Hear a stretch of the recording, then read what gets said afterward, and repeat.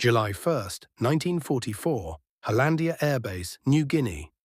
The morning arrived thick with humidity and jet fumes, the kind of air that smelled of fuel, salt, and sweat. Ground crews moved like ghosts through the heat, bare-chested beneath their flight vests, hands black with oil and mosquito bites. The war had settled into a rhythm here. The grind of missions, the endless maintenance, the silent count of who did and did not return. When the first distant rumble of Allison engines rose from the east, the men looked up instinctively. 4 P-38 Lightnings broke through the mist, their silver skins catching the sun. They had been gone 6.5 hours, a long-range strike over Siram that should have left their tanks dry as dust. 3 of them circled low, landing one by one, tires kissing the runway with the heavy thump of empty machines. But the 4th plane, the last to touch down, rolled to a halt with a smooth ease that made every crew chief raise an eyebrow. When the fuel stick went in, the numbers did not make sense. 210 gallons left, the others barely had 50. The chief checked again, then a third time, scratching at his neck as heat waves rippled off the tarmac. Something was wrong, or someone was very right. Across the line of revetted fighters, Colonel Charles MacDonald heard the commotion. He was 30-something, tanned hard by tropical sun, his flight jacket permanently creased from missions over Rabaul and Wewak. He walked over, coffee mug in hand, watching as a slim figure climbed down from the 4th Lightning. The man moved without hurry, civilian boots, khaki shirt, no rank insignia. He carried a helmet under his arm, like a man used to being measured by his own standards, not anyone else's. The crew fell quiet around him. When MacDonald asked who he was, the answer came like a rumor spilling into reality. "Sir, the civilian pilot, that's Charles Lindbergh." For a moment, the name hung in the air heavier than the humidity itself. The Lindbergh, the man who had flown the Atlantic alone 17 years earlier, the face on newspapers, the ghost of every pilot's boyhood imagination. Some of the mechanics just stared, others looked away, unsure whether to salute or shake his hand. MacDonald watched the man walk across the gravel, quiet, polite, and utterly at ease in a place that smelled of war instead of records. When Lindbergh reached the operations tent, he paused, nodded once, and asked in his calm Midwestern voice, "Mind if I come in?" Inside, the tent was a symphony of paper, sweat, and mosquito coils. Maps of New Guinea hung from the canvas walls, pins marking targets: Wewak, Biak, Manokwari. Major Merrill Smith and Captain Warren Lewis sat over mission reports, shirts open at the neck, pencils tucked behind their ears. When the flap opened and Lindbergh stepped inside, time seemed to fold in on itself. He was older than they expected, 42, but his eyes were sharp, a color between steel and sky. He extended his hand first. "Gentlemen." His grip was light, the tone of his voice so even it felt like discipline itself. MacDonald gestured to a chair. "We weren't told to expect visitors." "I'm here unofficially," Lindbergh replied. "Technical consultation. Vaughton Lockheed sent me to help with range problems." Merrill Smith let out a short laugh he couldn't stop. "Range problems? We call it the Pacific." Lindbergh smiled just enough to acknowledge the joke, then set his helmet on the table. "I believe your Lightnings can fly farther than the manual claims." "Much farther," no one answered right away. The only sound was the flap of canvas and the distant sputter of a generator. Outside, ground crews were still arguing over the fuel readings. Inside, the 3 combat-worn officers tried to decide if the man in front of them was a vision or a nuisance. Finally, MacDonald said, "You're telling me you landed with 200 gallons left. Same sortie, same load." "How?" Lindbergh shrugged as if the answer were obvious. "By flying the engines, not the book." That line hung there like gunpowder.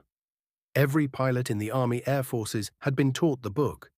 2,200 RPM, auto-rich mixture, throttle and prop in lockstep. Running over square, high manifold pressure with low RPM was considered suicide.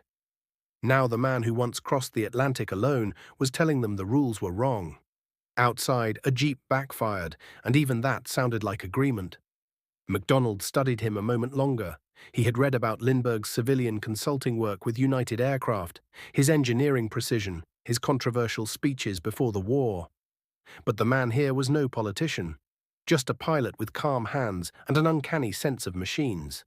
He nodded slowly. "All right, Mr. Lindbergh. We'll see what you can do." Lindbergh returned the nod, a trace of respect in it. "I don't intend to get in the way. Just fly a few missions, observe procedures." MacDonald raised an eyebrow. "Combat missions?" Lindbergh's reply was simple, almost casual. "If you'll let me." The tent went still. Outside, the sun was climbing, turning the runway into a mirror of heat. A fly buzzed between maps and coffee cups. MacDonald glanced at his officers, Smith's eyebrows arched, Lewis's mouth half open. The idea of a civilian flying combat was absurd, illegal even, but there was something in Lindbergh's manner that made it sound inevitable. He wasn't asking for permission. He was offering proof. After a long pause, MacDonald set down his cup. "All right," he said quietly. "We'll start with one flight." Outside, the mechanics watched as Lindbergh walked back toward the line of lightnings, sun at his back, the legend of yesterday stepping into the war of today. No one spoke. The Pacific wind picked up just enough to flutter the American flag over the control tower. And as MacDonald watched from the tent doorway, he knew something unusual was about to happen at Hollandia. The man who once flew alone across an ocean now wanted to fly combat with them. He wants to fly combat with us. The heat that day inside the recreation hall was suffocating, a wet metallic heat that clung to every breath and turned canvas walls into slow-breathing lungs. 40-odd pilots of the 475th Fighter Group crowded into the space, their khaki shirts stained dark at the shoulders, flight caps in hand, dog tags glinting as they fanned themselves with mission sheets. The air smelled of sweat, oil, and old coffee. Nobody wanted another briefing.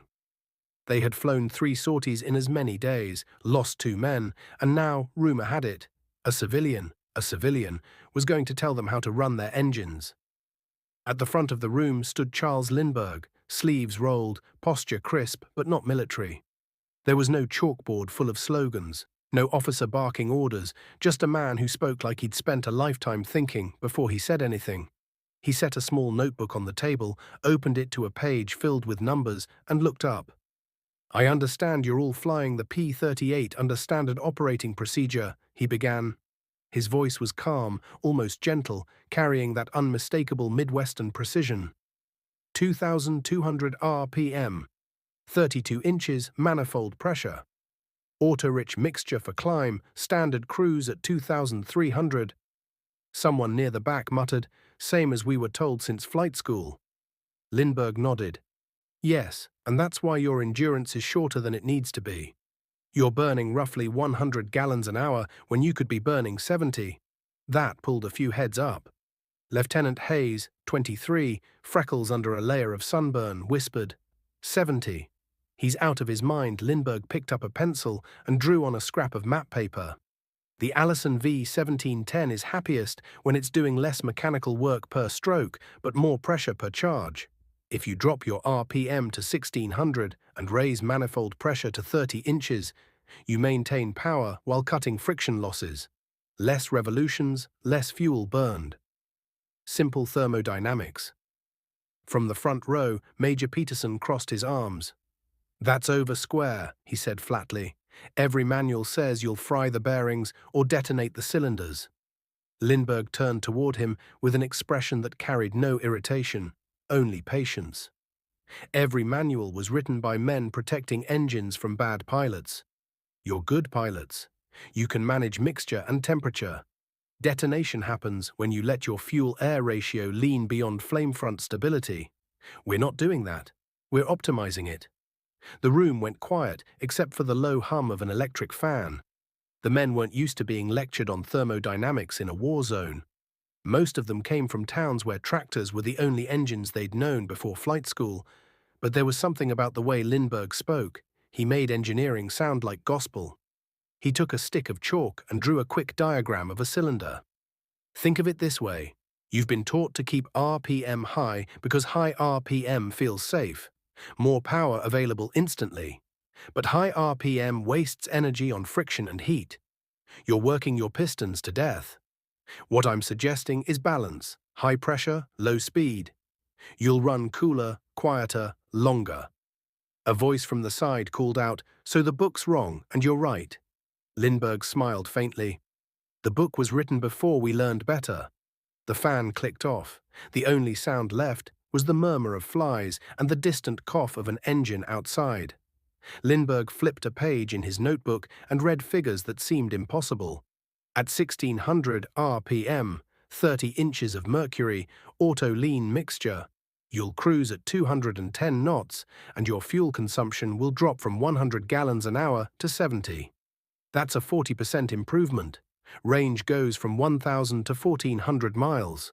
That difference could mean getting home or ditching in the ocean.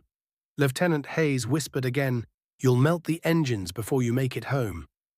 Lindbergh heard him, nodded once and said, "Then I'll melt them first." In the air, you can watch Major Peterson frowned. "Sir, with all respect, these engines cost $35,000 each. You're asking us to run them outside of rated limits. The Army Air Forces won't thank you for proving the manual wrong." Lindbergh's gaze shifted to MacDonald, who was leaning against the doorway, arms folded. "Colonel," Lindbergh said quietly, "you said to prove it in the air." "I'll take that chance." MacDonald didn't answer right away. He looked over the crowd, the skepticism, the fatigue, the half-buried curiosity. These men had lived by procedure. It was their religion. Now the high priest of aviation was standing before them, calmly tearing up the scriptures. Finally he said, "All right. You get your flight." Lindbergh nodded once and closed his notebook. "I'll need one wingman," he said, "someone to verify fuel readings." The silence that followed was uncomfortable. No one wanted to be the one who went down with him if it went wrong. Then Lieutenant Hayes raised a hand halfway, caught between fear and pride. "I'll do it." Lindbergh gave him the same faint, measured smile. "Good. Tomorrow morning, 0500. Bring a stopwatch." As the men filed out, they talked in low voices. The words crazy, civilian, and Atlantic flyer drifted in the thick air. Sergeant Kowalski, a crew chief from Chicago, spat in the dirt and said, "He'll burn those Allisons to scrap." Another mechanic answered, "Maybe. But I want to see him try." Later that night, in the open-air mess, the debate kept rolling. Over tin plates of powdered eggs and coffee, they argued. Hayes insisted the math made sense. Peterson said he'd believe it when a piston didn't come through the cowling. Someone joked that Lindbergh's real gift wasn't flying. It was convincing people gravity was optional. In the officer's tent, MacDonald poured himself a shot of Australian whiskey and stared at the mission board. Hollandia's campaign had turned into a war of logistics. Too far to reach, too little fuel to get back. If Lindbergh was right, even half right, it could change everything.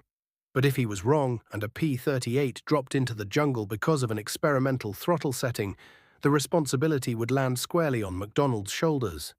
He looked out at the row of aircraft under the moonlight, their propellers catching silver glints, and said softly to himself, "Prove it in the air, Mr. Lindbergh.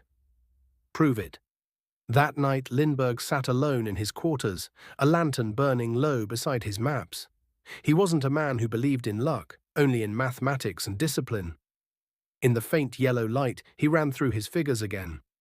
Specific fuel consumption curves, brake horsepower charts, manifold pressure tables, numbers the Army had dismissed as theory. Outside, the jungle hissed with the sound of unseen life. He set his pencil down, closed the notebook, and whispered to himself words no one else would hear. "Tomorrow we start changing minds." At dawn, the men of the 475th would see whether the legend was genius or fool. The air would fill with the sound of twin Allisons climbing into the first experiment of its kind.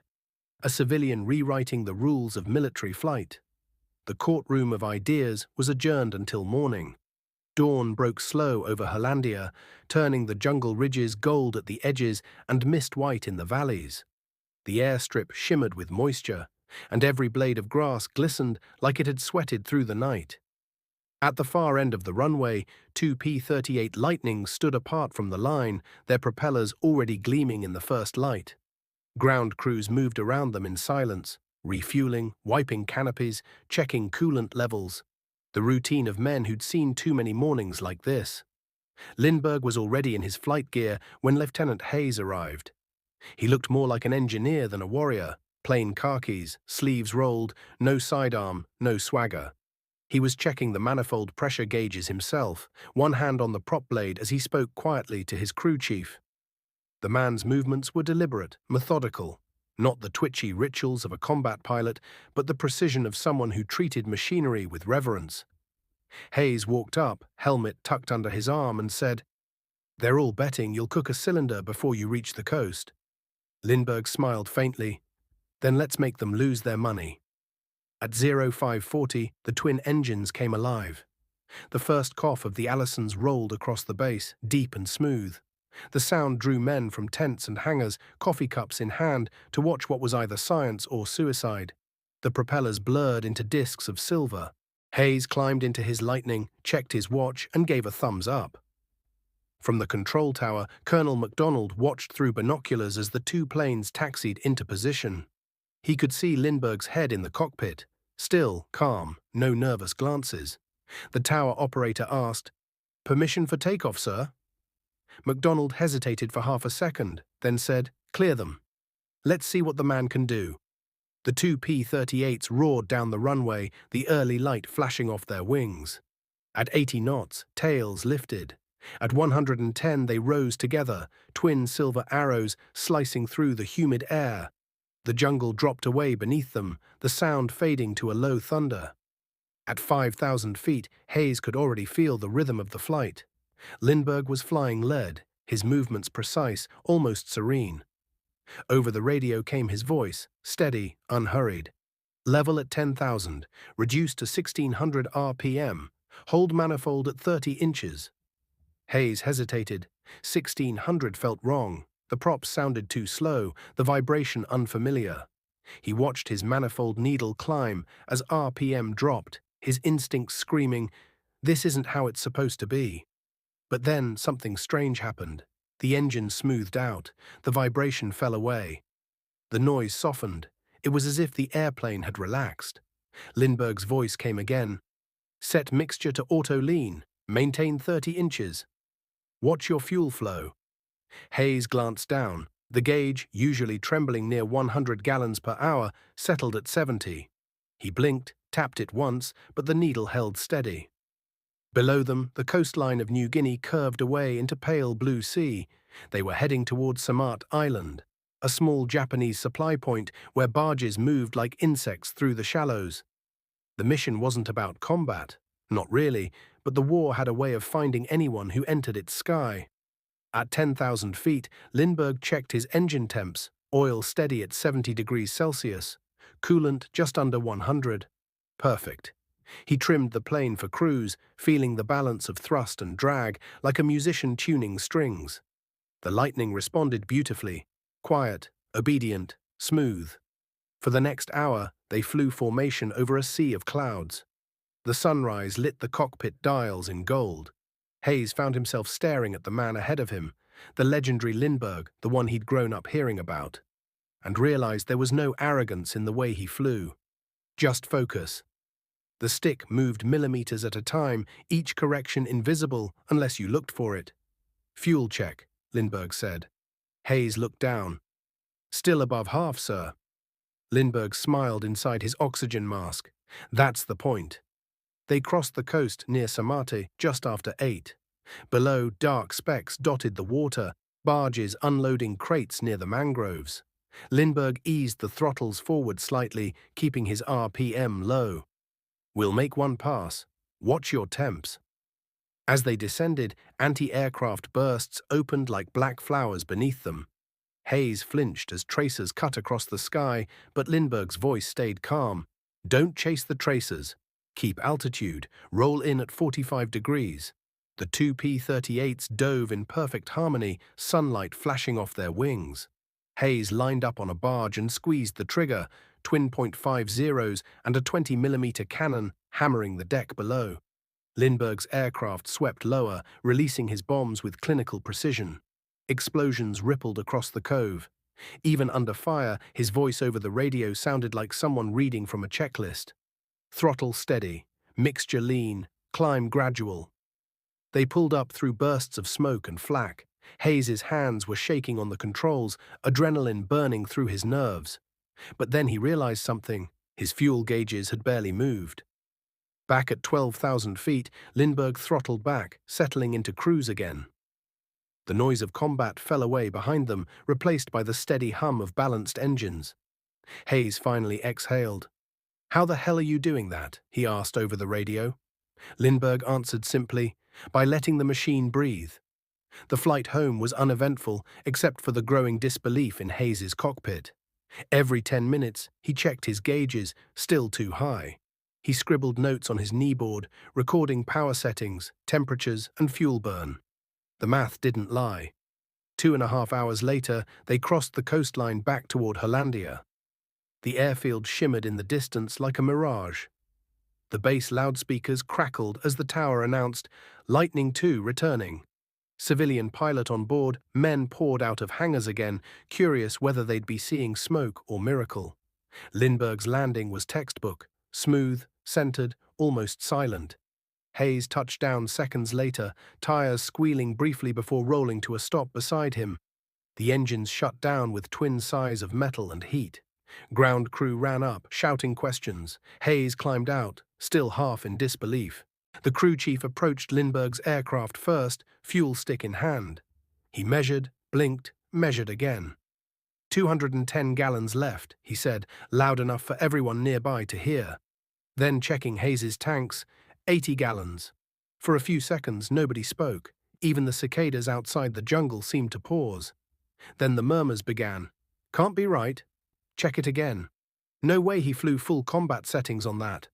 But the numbers didn't change. The engines were cool, the spark plugs clean, the cylinder heads unscarred. No melted pistons, no burned valves. The impossible had held true. MacDonald walked over from the tower, his face unreadable. "Well?" he asked. Lindbergh handed him the clipboard Hayes had filled with data. 30 inches, 1600 RPM, auto lean. Average burn 70 gallons an hour. Maximum cylinder temp 250. MacDonald ran a hand down his face. "You just broke the Army Air Force's Bible in half." Lindbergh shook his head. "No, Colonel. I just read it a little further." Word spread fast. Within an hour, pilots and mechanics were circling the two lightnings, peering into cowlings like archaeologists discovering new scripture. Some looked awed, some defensive, some plainly afraid of what it meant, that the man in civilian clothes had outflown every manual the military had written. That night in the mess tent, the talk turned reverent.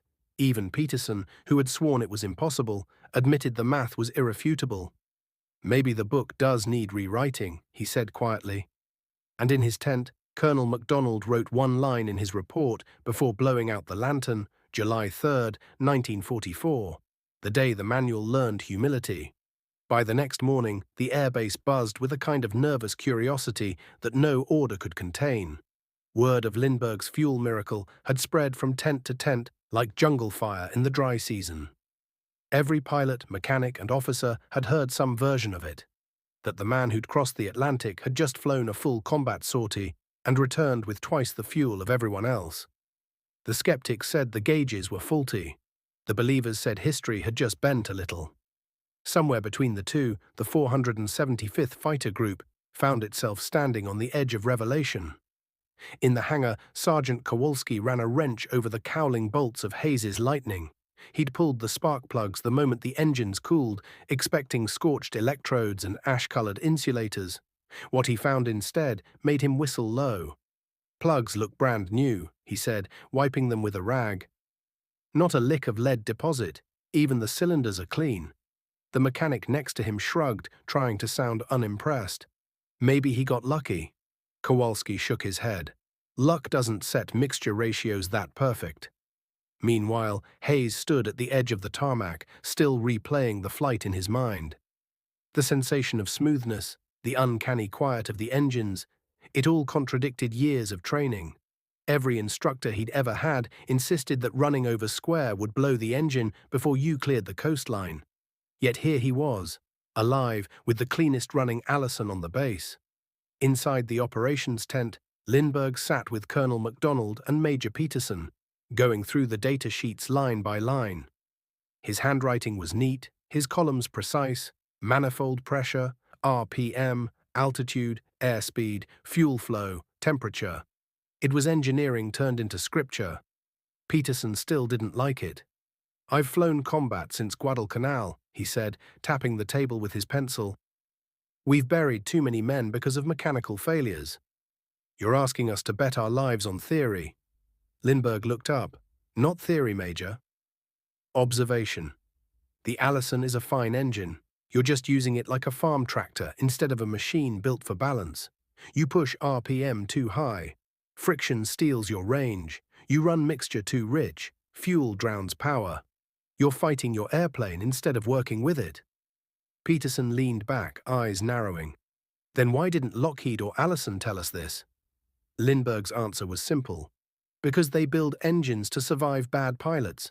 Not to teach good ones how to be better." MacDonald watched the exchange silently. He knew truth when he heard it, and he also knew the kind of men he commanded. Changing habits in combat squadrons was like asking gravity to take a day off. He finally said, "We'll test it again. Hayes flies it once more. Peterson, you observe from the tower. We'll see if numbers repeat." The second flight went just as the first. Same settings, same calm sky, same miraculous fuel left on return. The mechanics checked every possible variable. No leaks, no gauge errors, no tricks. The math held, and slowly disbelief began to crack. By the end of the week, the younger pilots were trying it on their own, quietly, without permission. You could tell by the sound of the engines, a lower, steadier hum that carried across the valley instead of the usual high-pitched roar. When they landed, they said nothing, but their grins told the story. Peterson resisted longest. He called it recklessness. But even he couldn't argue with the evidence piling up in the maintenance logs. Lower fuel consumption, fewer fouled plugs, cleaner cylinder heads. "It's witchcraft," he muttered one afternoon as he examined a piston crown that gleamed like new metal after 3 sorties. "Pure witchcraft," Kowalski laughed. "If it's witchcraft, sir, then it's the kind that keeps you from walking home." Lindbergh, for his part, never preached. He taught. In the evenings, he would stand with pilots in the hangar, sketching pressure-volume diagrams in chalk on the side of a crate, explaining why detonation wasn't about manifold pressure, but about mixture and timing. He made physics sound like survival. Hayes became his shadow, absorbing every word. Even Peterson started showing up at those impromptu sessions, pretending he was just there to check on maintenance. One evening, during a rare cool breeze, Lindbergh took Hayes aside. "You understand what this means, don't you?" he said. "Every extra gallon we save is another mile of range. Every mile means more reach, fewer men lost, more targets hit." Hayes nodded. "You're changing the war, sir?" Lindbergh's expression softened. "No, the men who fly these machines are. I'm just showing them how to go farther." The turning point came on a mission over Halmahera. Lindbergh flew as wingman to Captain Tom Maguire, one of the group's most respected aces. Maguire had been skeptical from day one, calling Lindbergh's methods civilian nonsense. But that day, Maguire found himself short on fuel after an extended dogfight. His gauges were dropping fast, and the airfield was still 80 miles away. Lindbergh's voice came through the radio, calm as always. "Try my settings, Tom. 1600 RPM, 30 inches, auto lean. Trust it." Maguire hesitated. Every instinct screamed against it. But then, with no better choice, he eased the props down, watched the manifold pressure climb, and prayed. The engines didn't cough. They didn't knock. They settled. The fuel flow dropped. He made it home with 20 gallons to spare. When he landed, the first thing he did was climb out, pull off his gloves, and find Lindbergh. "You win," he said simply. After that, resistance collapsed. The hangar blackboards were filled with new notes, Lindbergh's settings scrawled in chalk. Crews recalibrated mixture levers, tested auto-lean cutoffs, adjusted cowl flaps. A new sound took over the bass, the deeper, more confident thrum of efficient flight. Even Peterson eventually came around. One night he walked into Lindbergh's tent, bottle of gin in hand, and poured 2 cups. "All right, you son of a gun," he said, half smiling. "Teach me your witchcraft." Lindbergh raised his cup, eyes amused. "It's not witchcraft, Major. It's respect for what an engine can do when you stop being afraid of it. In the weeks that followed, Hollandia's sorties changed in tone. Pilots began writing home about it. Letters described quieter flights, smoother climbs, missions ending with extra fuel instead of white-knuckled glides to base. If this keeps up, one wrote, we'll start believing the impossible, that a man can outthink a war. Every evening, as the sun dropped behind the mountains, Lindbergh would stand by the flight line, watching the silver lightnings land one after another. He never smiled much, but when Hayes or Maguire rolled in with tanks still half full, his eyes carried a quiet pride. He wasn't just proving a point anymore, he was changing a generation's understanding of flight. By mid-July, Colonel MacDonald's logbooks told the story in numbers. Fuel use per sortie down 30%. Mission range extended by nearly 400 miles. Engine wear reduced. Morale up. The data was undeniable. He wrote in his nightly report, "Reluctance is turning to faith." And faith once earned is a powerful thing. That night, as the base generator hummed and the jungle sang its endless chorus, Lindbergh sat outside his tent, writing by lantern light.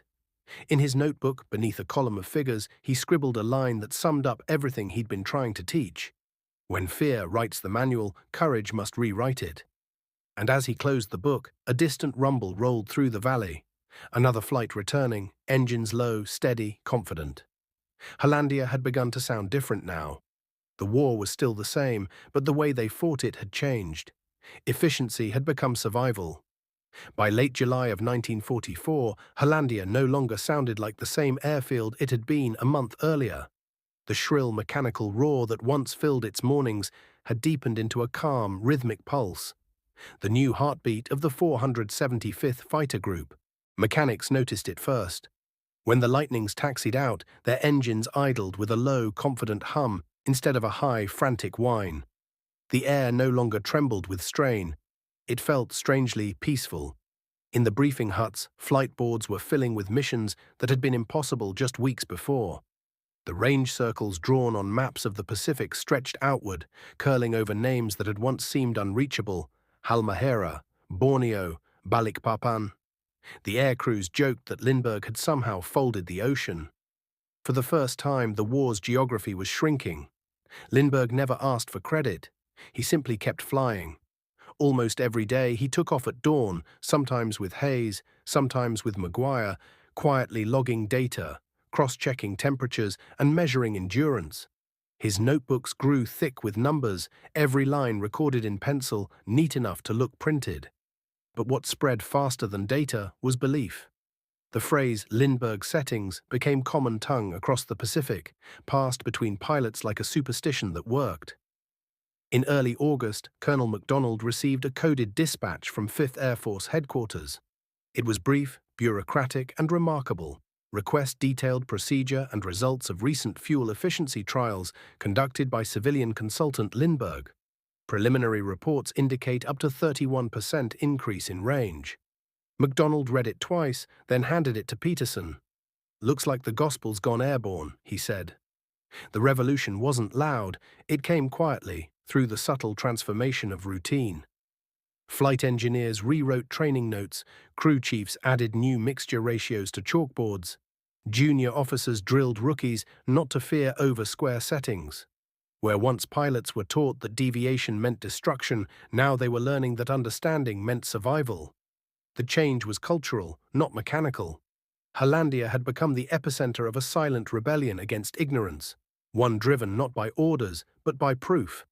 Out on the line, the Lightnings gleamed beneath the sun. Their aluminum skins carried streaks of salt and oil, but also the confidence of a machine finally understood by the men who flew it. Hayes had become one of the most vocal converts. He now briefed newcomers himself, reciting Lindbergh's numbers like catechism: 1600 RPM, 30 inches manifold, auto-lean mixture. "The book will tell you otherwise," he'd say, chalk tapping against a board. But the book's never been shot at over the Pacific. MacDonald's reports to command grew increasingly optimistic. Range improvement, 31%. Average sortie time extended by 40 minutes. Fuel consumption reduced by nearly a third. Engine failure rates dropped dramatically. More pilots were coming home, more missions were being completed. And through it all, Lindbergh remained the same: quiet, focused, methodical. He refused interviews, declined offers of rank, and never once signed a single technical order under his own name. "This isn't about me," he told MacDonald once. "It's about the machine doing what it was built to do, and the men daring to trust it." The revolution reached its peak during the Balikpapan raids in August. Those missions stretched nearly 1,000 miles each way, flights that by all pre-war calculations should have been suicidal. But squadron after squadron launched, flew, fought, and returned with fuel still in their tanks. The radio chatter that once ended in desperation now carried an almost eerie calm. "We've got plenty left," pilots would say. Plenty. In those moments, Lindbergh's idea had become doctrine. Manuals were being rewritten across the theater. Circulars from 5th Air Force Command began to include specific reference to the new cruise settings. The once forbidden practice, now standard procedure. The change was sweeping, irreversible, and quietly revolutionary.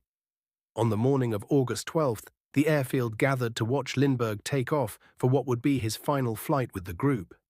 There was no ceremony, no brass band, no formal farewell.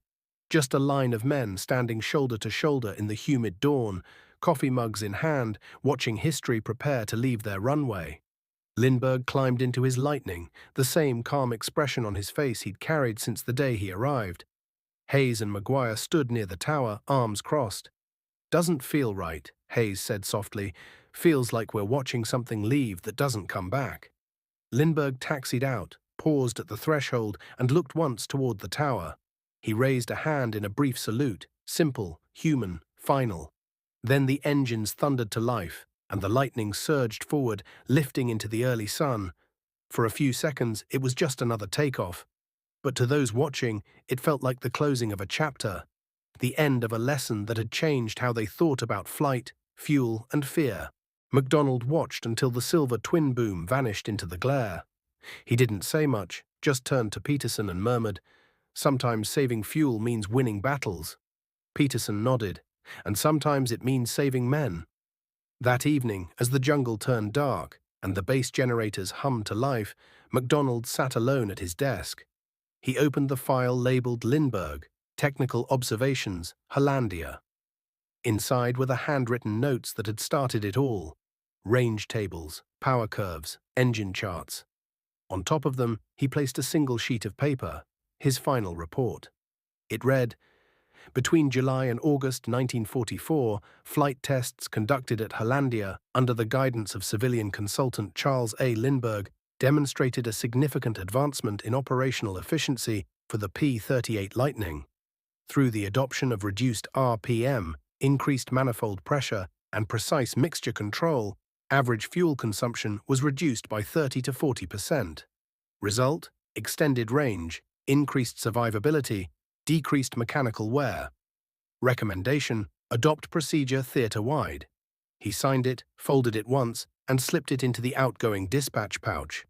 When he leaned back in his chair, he realized how quiet the base had become. The hum of engines in the distance now sounded measured, almost musical. Across the Pacific, the effects spread. Pilots flying F-4s, P-47s, even B-24s began experimenting with the same philosophy. Reports from the Philippines, Palau, and the Marshalls all told the same story: longer range, lower losses, higher confidence. Lindbergh's quiet rebellion had become a movement that no regulation could stop. He never came back to Hollandia. His work there was finished, but the men who'd flown with him carried his lessons through the rest of the war. When they spoke of him later, it wasn't with awe or hero worship, but with respect, the kind reserved for someone who reminded them that the sky still had secrets worth understanding. Years later, Colonel MacDonald would look back on that strange summer and realize its true meaning. Wars are won by weapons, yes, but sometimes they're also won by thought. A single mind questioning a single assumption can change the shape of an entire campaign. The revolution Lindbergh started hadn't been about speed or power. It had been about balance, about efficiency as survival. And so, in the humid heart of New Guinea, among sweat, dust, and oil fumes, a man once famous for flying alone had quietly changed the way an army flew together. As the night settled over Hollandia that final evening, the airfield lights shimmered against the jungle mist. A mechanic, tightening bolts on a lightning's cowling, looked up at the sound of another flight passing overhead and said softly, "He taught us how to make it home." The engines faded into the dark, low and smooth, as if echoing the lesson that had rewritten the mathematics of war. Sometimes saving fuel means winning battles.